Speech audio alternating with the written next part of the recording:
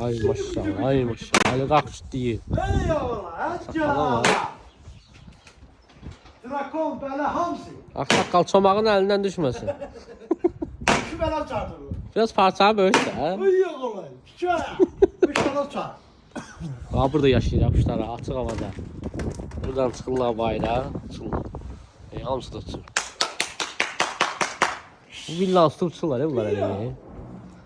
Ay fitler be, ay yakıştır abi ya. O da bax, qonşum quşlar, gəldilər dala.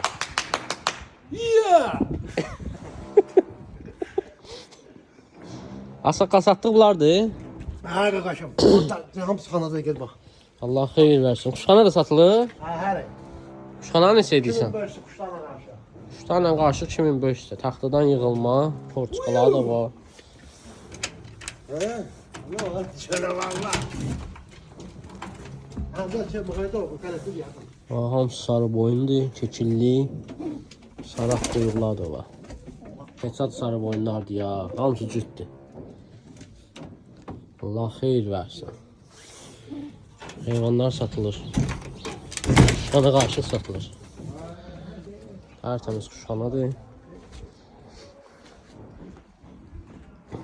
Neçə dənə quşdur içəridə? 15 tane de 15-17 tane. 15-17 arası. O kuşun nə qədər? 50 manat da biri. Belə kuşların biri 50 manatdır. Peçat. Peçat.